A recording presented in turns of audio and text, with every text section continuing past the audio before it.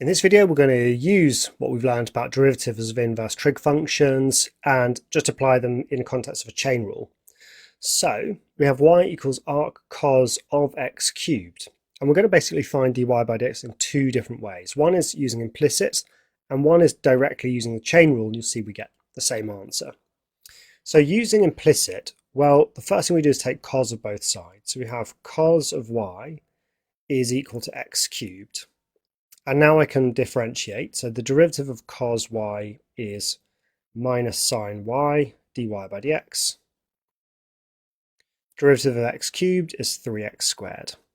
So dy by dx is going to be minus 3x squared over sine y. Now we do our little trick where we say if cos y is x, well, it's not quite the same, is it? If cos y is x cubed, cos squared y is x to the 6.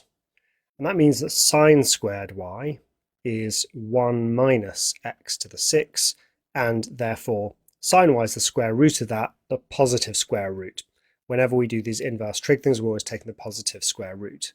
So we get dy by dx is going to be minus 3x squared divided by positive square root of 1 minus x to the 6. Okay, using the chain rule now, well, our chain rule tells us that the derivative of arc cos of some stuff is just the derivative of arc cos, assuming that it wasn't x cubed, it was just x, and then multiply by the derivative of that stuff inside the function. So we take our typical derivative of arc cos, which is minus 1 over the square root of 1 minus this term here squared, so x cubed squared, and then we multiply by the derivative of x cubed. It wasn't x going in, it was x cubed, so that's 3x squared.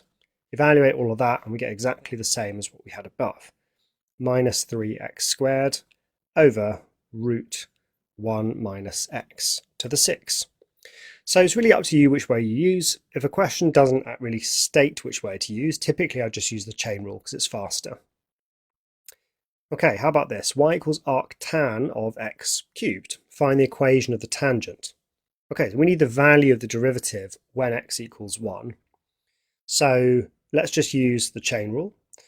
So dy by dx of arc tan of some stuff is 1 over 1 plus that stuff squared, so that's x cubed squared, then multiplied by the derivative of that stuff, 3x squared. So dy by dx is 3x squared over 1 plus x to the 6. Then when x equals 1, we have dy by dx is 3 over 1 plus 1, so 3 over 2. We'll also need the y value, and y is arc tan of 1 cubed. Arc tan of 1 is pi over 4.